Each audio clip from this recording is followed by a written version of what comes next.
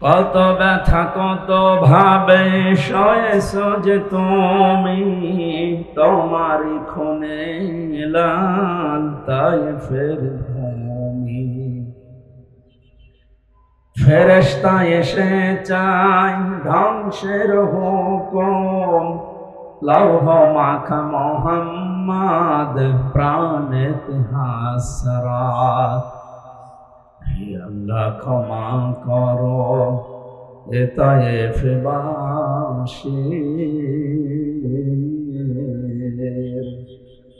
এরা বোঝেনি তো আমি যে মোহাম্মদ, হৃদয়ে মোহাম্মদ। আলহামদুলিল্লাহ।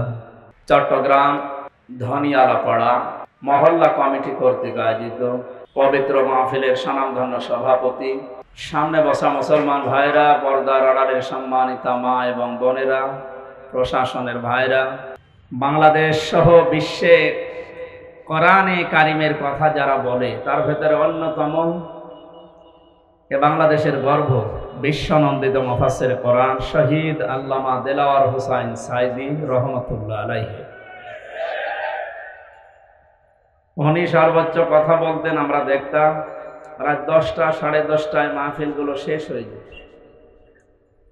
আমরা কি তার চাইতে বড় বক্তা হয়ে গেছি যে আমাদের রাত 11টায় আপনারা তোলেন?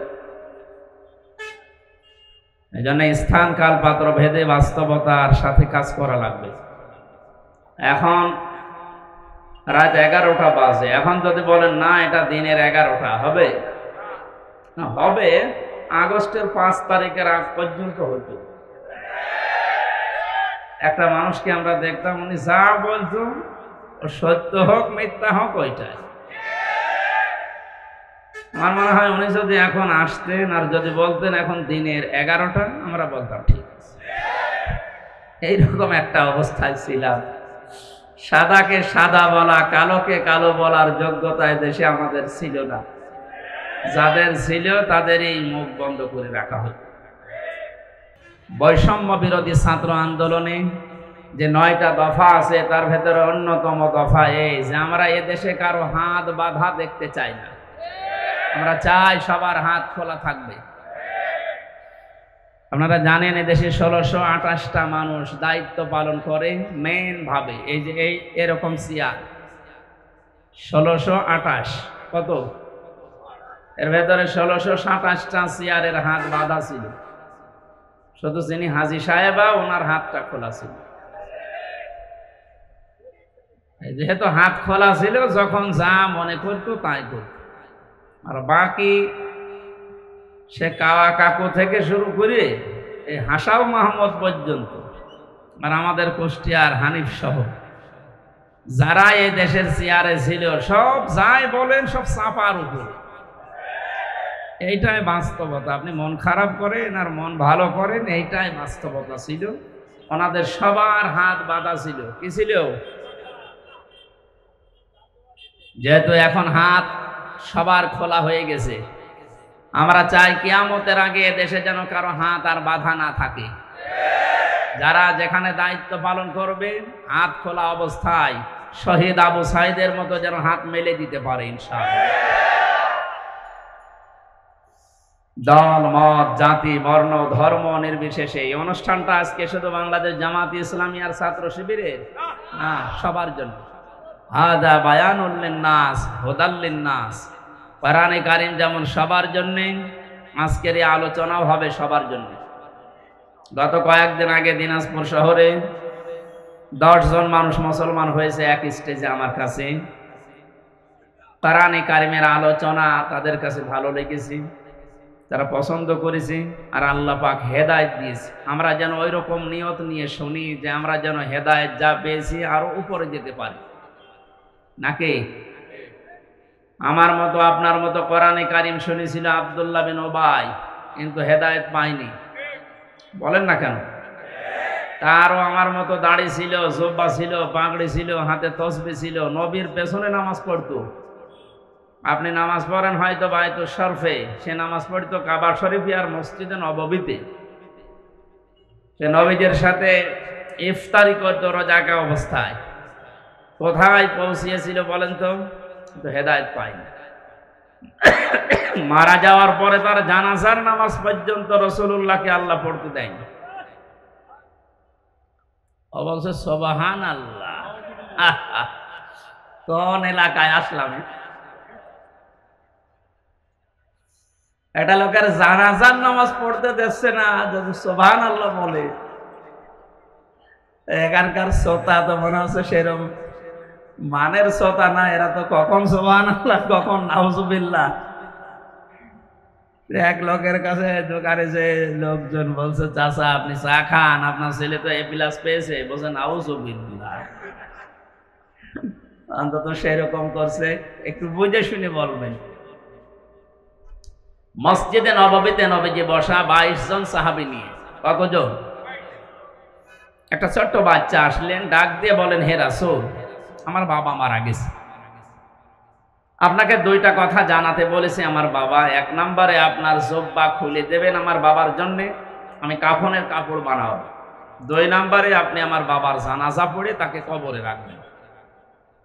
নবীজি বললেন ঠিক আছে চলো। 21 জন দাঁড়িয়ে গেছে, একজন বসে আছে, হযরত ওমর রাদিয়াল্লাহু তাআলা আনহু। উনি নবীজির জামা টেনে ধরলেন। খুব খেয়াল করে শুনবেন, বাস্তবতার সাথে এই 1500 বছর পরেও মিলে যাবে ইনশাআল্লাহ। নবীজি ডাক দিয়ে বলেন, ওমর জামা ছেড়ে দাও। হযরত ওমর বলেন, ইয়া রাসূলুল্লাহ, যে লোকটার জানাজার নামাজ পড়ার জন্য আপনি দাঁড়িয়ে গেলেন, জায়গায় জুব্বা খুলে দেবেন বলে আপনি ইচ্ছা করেছেন, আপনি জানেন না এই লোকটা আপনার পেছন থেকে 300 মানুষ নিয়ে উহুদের ময়দান থেকে ভেগে গিয়েছিল। আপনি শিশুর মতো ক্রন্দন করেছিলেন ওই দিন, আপনি দয়া করে জামা দেবেন না? নবীজি বললেন, ওমর জামা ছেড়ে দাও, আল্লাহ আমাকে এখনো নিষেধ করে নাই তার জানাজা পড়তে। বদরের ময়দানে যে 14 জন মানুষকে আটক করা অবস্থায় বন্দিশালায় বন্দি করে রাখা হয়েছিল, তাদের ভেতরে আমার চাচা হযরত আব্বাস ছিল। তাকে এত টাইট করে বেঁধে রাখা হয়েছিল। রাতের বেলা বন্দীদেরকে আমি দেখতে গেলাম, যে দেখি আমার চাচা কাতরাচ্ছে। তুমি আমার ডান দিকে ছিলে, আব্দুল্লাহ বিন উবাই যে মারা গেছে ও আমার পেছনে ছিল বাম দিকে। আমার চাচা আর এই অবস্থা দেখে নিজের জামা ওই দিন খুলে আমার হাতে দিয়েছিল, হে রাসূল এটা আপনার চাচাকে দেন। যেহেতু দুনিয়াতে আমার চাচার একটা উপকার করেছে লোকটা, কিয়ামতের ময়দানে হয়তো এ দাবি তুলতে পারে, এই জন্য আমার জামা দিয়ে ওরে আমি শোধ করে দিলাম। ওর কাছে আমি কোনো ঋণ থাকলাম না, দেন জামা দিয়ে দেন। 22 জনের 21 জন সহ তার সন্তান ওই যে আব্দুল্লাহ, তাকে সহ যাচ্ছেন। বিশ্বনবী জানাজার নামাজ পড়ানোর জন্য কাতার সোজা করে দাঁড়িয়েও গেছেন। শুরু করবেন জানাজা, হঠাৎ জিবরাইল এসে বলেন, হে নবী দাঁড়ান।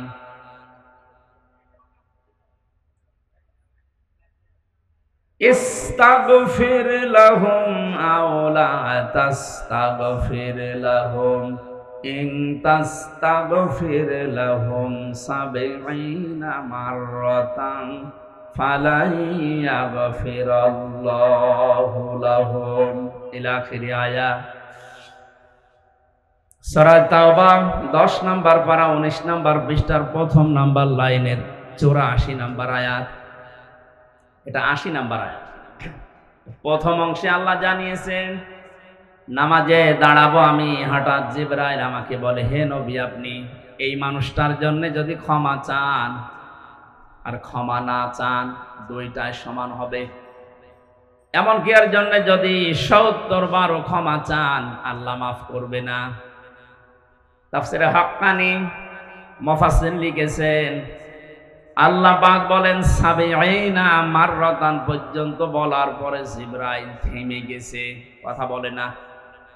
নবীজি বলেন আমি মনে মনে ভাবছিলাম 70 বার ক্ষমা চাইলে যদি আল্লাহ ক্ষমা না করে, এই লোকটার জন্য আমি 71 বার ক্ষমা চাবো।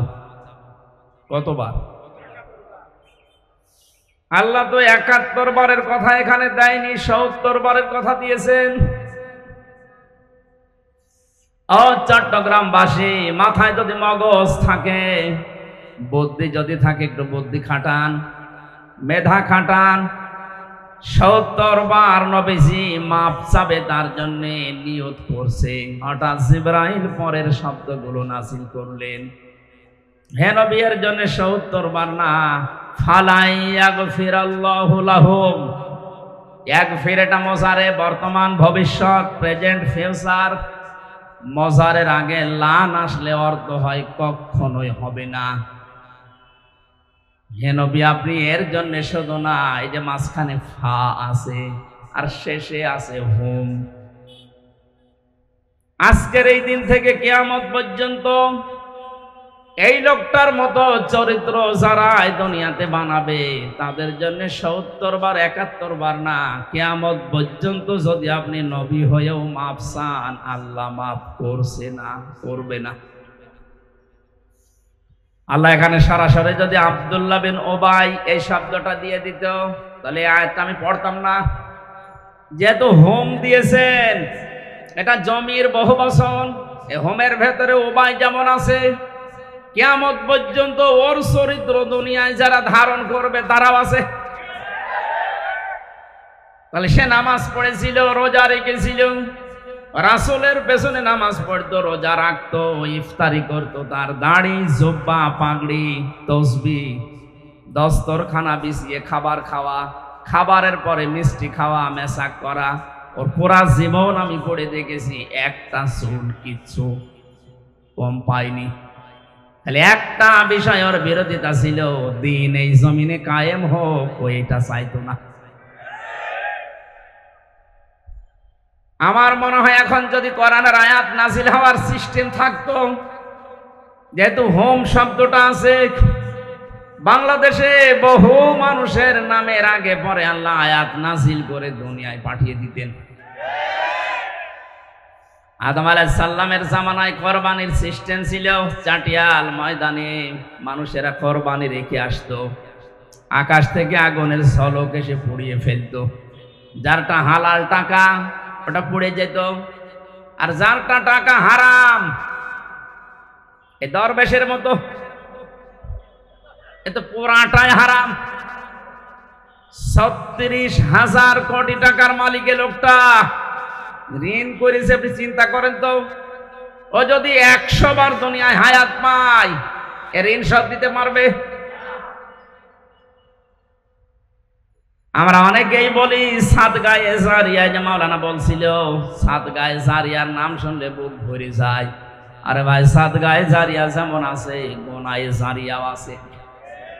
গোনায়ে জারিয়া নেই? এ লোকটা কত মানুষের টাকা আত্মসাৎ করেছে বলেন এবার। যতদিন পর্যন্ত এই বাংলাদেশ থাকবে, ও হয়তো মারা যাবে আর ৫-৭ বছর ১০ বছর পর। যত মানুষের টাকা মেরে খেয়েছে, আত্মসাৎ করেছে, তাদের সন্তানাদি আসবে, তারপরে তার সন্তান পরবর্তী প্রজন্ম আসবে, ওর নাম শুনলে গালি দেবে, হারামি দরবেশ। ও যে হারামি, ওর দাড়ি কাটার দিনই আমি বুঝে ফেলেছি। শুধু ও না, আমার তো মনে হয় ওই দলে যারা আছে, আপনি তাকান, এদের যে দাড়ি, এদের যে টুপি, এদের যা, এগুলো সব মেকি, মানুষ দেখানো ছাড়া কিচ্ছু না। এটা একটা মানুষ এত সুন্দর সাদা দাড়ি কেটে ফেলতে পারে? ওর যা চেহারা সুরত হয়েছিল, ওর বউ পর্যন্ত মনে হয় চিনা সম্ভব না।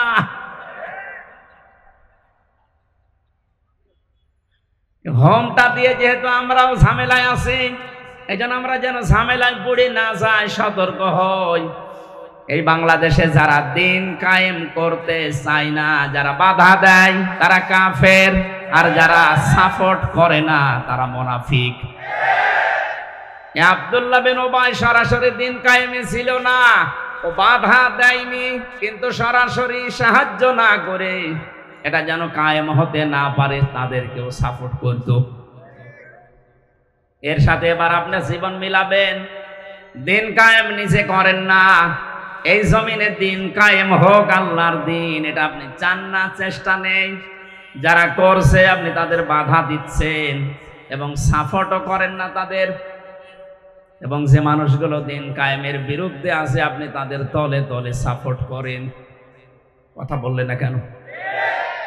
এই আচরণ যারা করছেন তারা যদি মনে করেন আমি তো নামাজ পড়ি, রোজা রাখি, হজ করে এসেছি, এরপরও আল্লাহ আমারে মাফ করবে না, মানে হ্যাঁ শোনেন, সূরা আরাফ 8 নম্বর পারার 20 নম্বর পৃষ্ঠার 3 নম্বর লাইনের 83 নম্বর আয়াত সূরা আরাফের আল্লাহ পাক বলেন, লূত আলাইহিস সালামের জামানায় 2 জন ফেরেশতাকে আমি পাঠালাম আসরের সময়, ডাক দিয়ে বললাম, লূত নবী উম্মতদেরকে নিয়ে চলে যান এখান থেকে, মাগরিবের সময় আল্লাহর গজব এখানে নাজিল হবে, কিন্তু সাবধান আপনার স্ত্রীকে নেবেন না।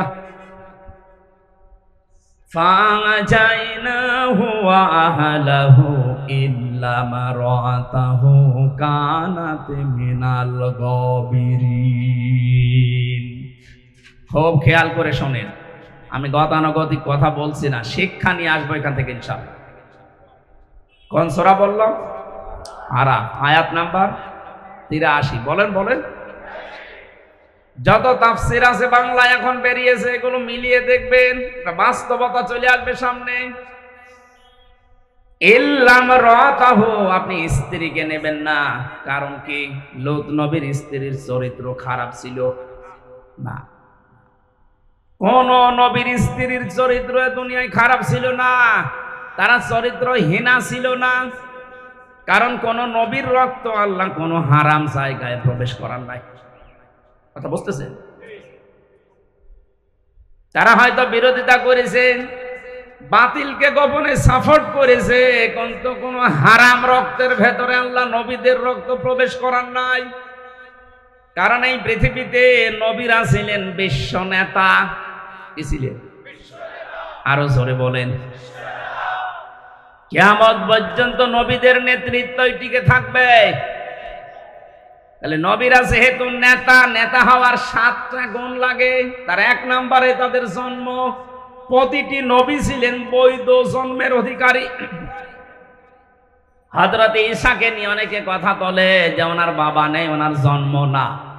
হযরত ঈসা দোলনায় থেকেই বলেছিলেন, ক্বালা ইন্নী আবদুল্লাহ, তোমরা যারা আমাকে বৈধ অবৈধ এই মানদণ্ডে উল্টাপাল্টা কথা আমার চরিত্রে লাগাতে চাও, শুনে নাও, আমি পরিচয় তুলে ধরলাম, আমি আল্লাহর বান্দা। আতানিয়াল কিতাব ওয়া জাআলানি নাবিয়্যা, আল্লাহ আমাকে কিতাব দিয়েছে এবং এ জামানার নবী করে পাঠিয়েছে। দোলনায় থাকতে কেউ কথা বলতে পারে না, এইটাই পৃথিবীতে মানুষ জানে, কিন্তু 3 জন মানুষকে আল্লাহ তাদের মুখ দিয়ে দোলনা থেকে মায়ের কোলে বসিয়ে কথা বলিয়ে চরিত্রের গ্যারান্টি দিয়েছেন। জোরে বলেন সুবহানাল্লাহ। হযরত ইউসুফ নবীর চরিত্রের গ্যারান্টি দিয়েছিল যে বালকটা, ওইটাও দোলনায় বসে মায়ের কোলে বসে কথা বলেন না কেন? আর একজন আল্লাহর ওলির চরিত্রের গ্যারান্টি দিয়েছিল কোলে বসে একটা বাচ্চা, আর এদিকে হযরত ঈসা। এই 3 জন মানুষ একেবারে দোলনায় মায়ের কোলে বসে জবান থেকে মানুষের মতো কথা আমাদের মতো স্পষ্ট ভাবে জানিয়েছে, আমি অবৈধ না, আমি আব্দুল্লাহ, আল্লাহর বান্দা। কেন আমি আল্লাহর বান্দা দাবি করছি? আল্লাহ আমাকে কিতাব দিয়েবে সামনে এবং জামানার নবী করে আমাকে আল্লাহ পাঠিয়েছেন। ও চট্টগ্রামবাসী, এখান থেকে মুফাসসিরিন ইকরাম শিক্ষা বের করেছেন, পৃথিবীর প্রতিটি নবী যেহেতু জামানার নেতা, আর নেতাদের 7টা বৈশিষ্ট্যের প্রথম বৈশিষ্ট্য তারা কোনোদিন অবৈধ না, কোন হারাম রক্তের ভেতরে আল্লাহ বিশ্ব নেতা যারা হবে তাদের রক্ত প্রবেশ করার নাই। অথচ বাস্তবতা পুরা উল্টা। তামাম দুনিয়ায় এখন বহু বিশ্ব নেতা বের হচ্ছে যাদের মা এক ধর্মের, বাবা আর এক ধর্মের। এটা জোরে বলার দরকার। এটা কি বোঝেন আপনি? আন্দাজে দাবি করলেই হবে যে বিশ্ব নেতা? আপনি তার জীবনী পড়ে দেখেন তো। আপনি হাসছেন মানে বুঝে ফেলেছেন? হ্যাঁ, আপনার অত বোঝার দরকার নেই। আমি কি এটা বানালাম বলেন তো?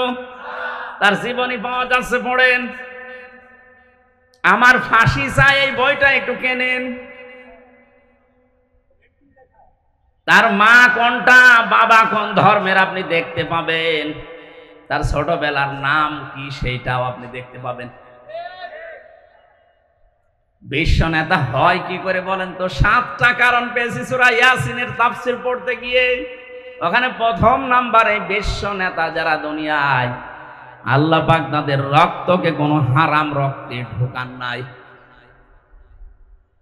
হযরতে লূত নবীর স্ত্রীর চরিত্র খারাপ ছিল না, সে বেশ্যা ছিল না, সে চরিত্রহীনা ছিল না, সে জেনা ব্যভিচার করে নাই, সে ভালো মানুষ। নেশা করবে না। কোনদিন আপনার এই ছেলে মেয়ে আপনাকে বৃদ্ধাশ্রমে রেখে আসবে না। আর যারা রবের নামে বাদ দিয়ে বাইরের নামে পড়ে, তাকান তাদের চরিত্রের দিকে। শিক্ষক ধরে যারা পিটাতে পারে, ওরা বাবা মাকে পিটাবে 1 আর 2। বৃদ্ধ বয়সে তারাই আপনাকে বৃদ্ধাশ্রমে রেখে আসবে। এজন্য বহু চেষ্টা চালিয়েছিল বিভিন্ন কায়দা কৌশলে, পারে নাই। আর আমার যা মনে হচ্ছে এখন যে দৃশ্য আরম্ভ হয়েছে দেশে, কিয়ামতের আগে কেউ পারবেও না ইনশাআল্লাহ। তাহলে পড়া আরম্ভ করা লাগবে কার নামে? আরো জোরে বলেন। নবীজি ওখান থেকে বাড়িতে আসলেন, ডাক দিয়ে বললেন, সাম্মিলুনি সাম্মিলুনি ইয়া খাদিজা, আমাকে ঢেকে দাও, আমি ভয় পেয়েছি হে খাদিজা। এখানে যদি মেয়েদের কানে আওয়াজ যায়, তাদেরকে বলছি, সম্মানিত মা বোনেরা, আপনার তো আদর্শ হওয়া দরকার এই দুনিয়াতে 6 জন নারী, যেটা আল্লাহ রাসূলের ঘোষণা দেওয়া। এই পৃথিবীতে একজন মহিলাকে আল্লাহ নিজে সালাম দিয়েছেন, তিনি আমাদের মা হযরতে খাদিজাতুল কুবরা রাদিয়াল্লাহু তাআলা আনহা। কোন জায়গায় পৌঁছালে আল্লাহ নিজে সালাম দেয় বলেন তো? হযরতে খাদিজা বললেন, আপনি ভয় পাবেন না। হাদিস শরীফ সাক্ষী, কিয়ামত পর্যন্ত দুনিয়াতে যত স্ত্রী আসবে, এই স্ত্রী লোকগুলো যদি তাদের স্বামীর পক্ষে এই 5টা কথা বলতে পারে, আমরা যারা স্বামী আছি তারা যেন বিশ্বাস করতে পারি আমরা সঠিক পথে আছি। 1 নম্বরে হযরতে খাদিজা বলেছিলেন, কাল্লা, কখনো না, আল্লাহি মা ইখজিকাল্লাহু আবাদান, আল্লাহর কসম, আল্লাহ আপনাকে কোনদিন অপমান অপদস্থ করতে পারে না। ইন্নাকা লা তাসিলুর রহিমা, কারণ আপনি এই দুনিয়ায় রক্তের সম্পর্কগুলো ঠিক রাখেন। স্ত্রী সার্টিফিকেট দিচ্ছে, স্বামী আপনি ভয় পাবেন না, কোন দুষ্টু জিন পরী কেউ আপনাকে ভয় দেখাতে পারে না, কারণ আপনি রক্তের সম্পর্ক ঠিক রাখেন। তাহলে হাদিস দ্বারা বোঝা যায়, এটা বুখারী শরীফের হাদিস, 3 নম্বর হাদিস। নবীজির স্ত্রীর এই কথার দ্বারা বোঝা যায় যে স্বামীগুলো মানুষের সাথে তাদের রক্তের সম্পর্ক ঠিক রাখে, তাদের জিন পরী ভূত পেতী এগুলো ভয় দেখাতে পারে না।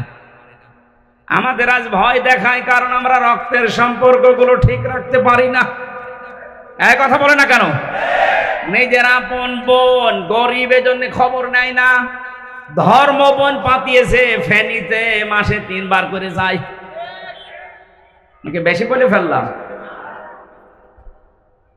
সম্মানিত মা বোনেরা, যে পয়েন্টটা বললাম প্রথমে, এটার জন্য আপনিও দায়ী। খাদিজাতুল কুবরা সারা জীবন তিনি জানিয়েছেন, হে নবী, আপনি যাই করেন, আপনার রক্তের সম্পর্ক যাদের যাদের সাথে আছে এইগুলো আপনি অটুট রাখেন, ঠিক রাখেন।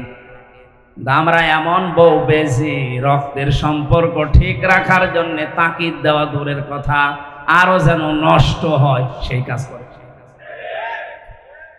অনেক স্ত্রী আছে তার কারণে আমি আমার ভাইয়ের সাথে, বোনের সাথে, ফুফুর সাথে, চাচার সাথে, মা বাবার সাথে সঠিক সম্পর্ক রাখতে পারি না। এরকম বউ দেশে নেই? কার বউ এরকম হাত তোলেন তো?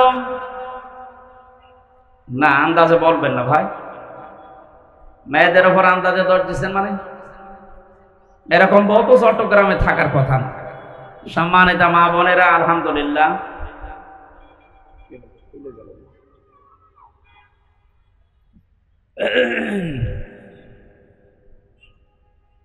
দুই নম্বরে হযরতে খাদিজাতুল কুবরা জানিয়েছিলেন, পৃথিবীর মহিলারা যদি চাও যে আমার স্বামী বেশি দিন বেঁচে থাক, আমার স্বামীর ইজ্জত সম্মান টাকা পয়সা এগুলো আরো বেড়ে যাক, তাহলে তুমি সব সময় স্বামীকে তাকিদ দেবে যে স্বামী তুমি যাই করো অন্তত রক্তের সম্পর্কগুলো ঠিক রাখো।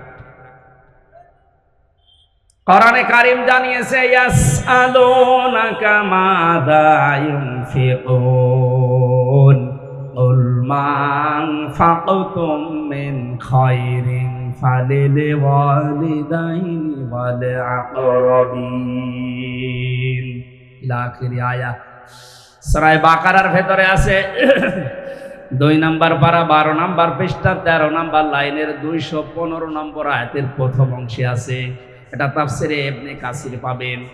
আল্লাহ পাক বলেন, নবী, দুনিয়ার মানুষ যদি আপনাকে বলে যে টাকা পয়সা খরচ করব কোথায়, আমি এতদিন টাকা পয়সা উপায় করি না, এখন উপায় করা শিখেছি, এখন আমি ইনকাম করি, জীবনের প্রথম ইনকামের টাকা আমি কোথায় দিয়ে আসব? কোনো মাজারে, কোনো কবরে, কোনো দরগায়, কোনো পীর সাহেবের দরবারে?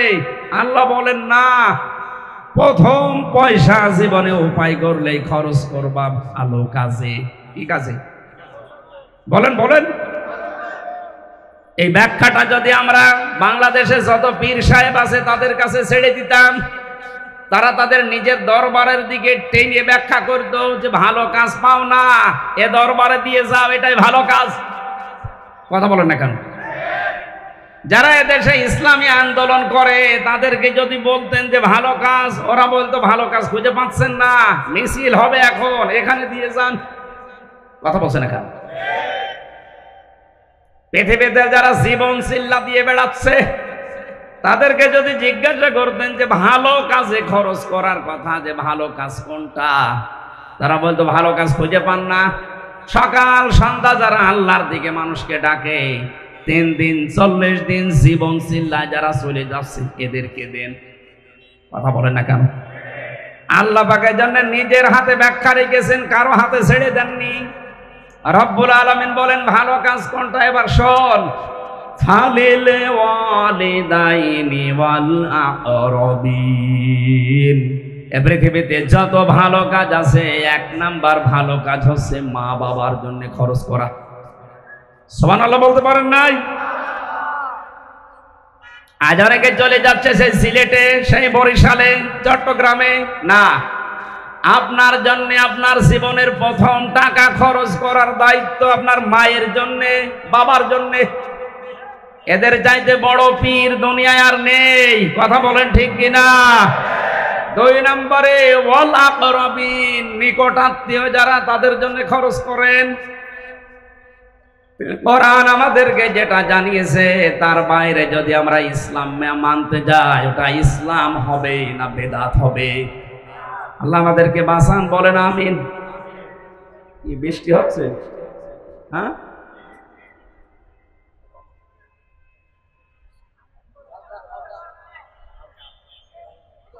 এখানে কিছু দেওয়া নেই, পুরাটা দেওয়া আছে। আর আমার মনে হয় এই মানুষগুলো ভেতরে ঢোকা যেত না, বাইরে তো বৃষ্টিতে ভিজছে, এভাবে তো হবে না ভাই। না, এক কাজ করেন, আমি সবাই দাঁড়িয়ে পড়েন, সবাই দাঁড়ান, ওনাদের ভেতরে ঢুকতে দিন। কি করবেন এখন?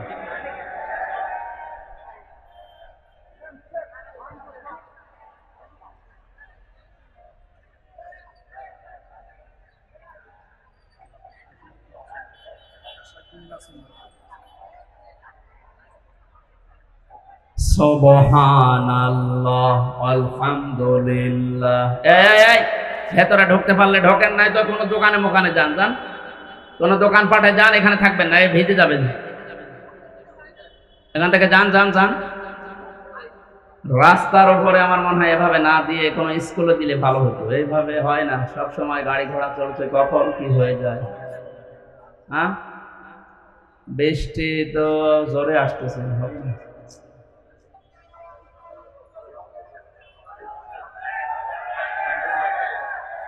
এই যে ব্যাংকারে কি এই বাংকারের জায়গা আছে? এই এই যতটুকু ঘেরা আছে এখানে অন্তত পানি পড়বে না, অপরে ত্রিপল দেওয়া আছে। ভেতরে আসেন, আরো ভেতরে আসেন। আর যাদের একেবারে জায়গা হচ্ছে না, না একটু কাজ করেন, বাড়ি চলে যান কষ্ট করে।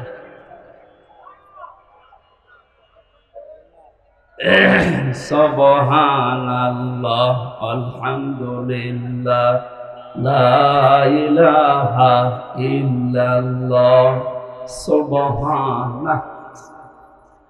অনেক জোরে হয়ে গেল বৃষ্টি। এখানে মসজিদে যাওয়া যায় না? মসজিদে যান, এইভাবে হবে কিভাবে? দেখেন বৃষ্টি কত জোরে পড়ছে।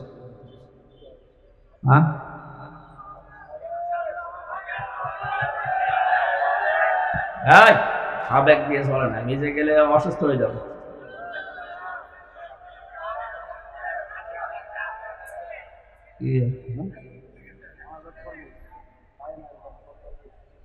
হবে হবে বললে হবে, মানুষগুলো বাঁচাবে কিনা? কষ্ট হলে মানুষকে।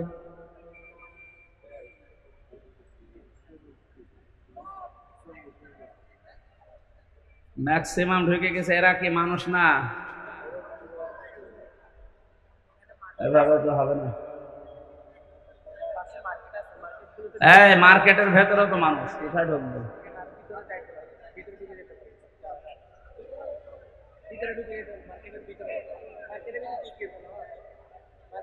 মেঘ তো সেই রকম মেঘ, এ তো ছাড়ার কথা না।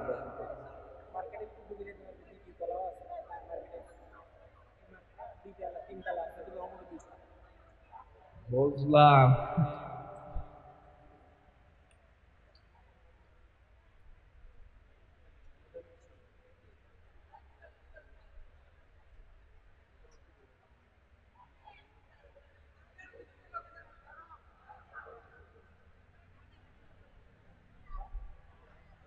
সম্মানিত ভাইরা, এখানে কয়েকটা পয়েন্ট ছিল আমাদের।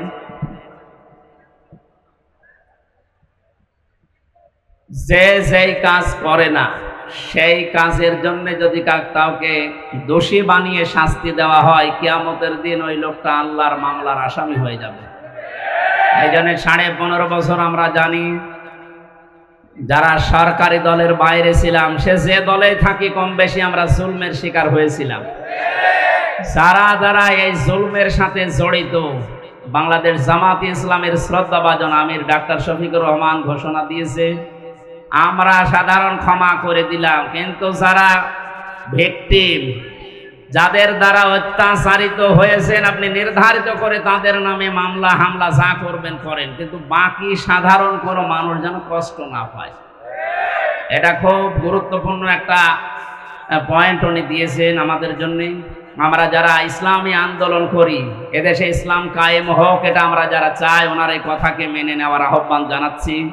সাধারণ কোনো মানুষ যেন আপনার দ্বারা নির্যাতনের শিকার না হয়। না, বৃষ্টি যেভাবে হচ্ছে আর হবে না। আল্লাহুম্মা আমিন। লা ইলাহা ইল্লা আনতা সুবহানাকা ইন্নী কুনতু মিনাজ জালিমিন। রব্বুল আলামিন, কোরআনে কারীম এবং নবীর জীবনী শোনার জন্য বড় আশা নিয়ে আমরা বসেছিলাম।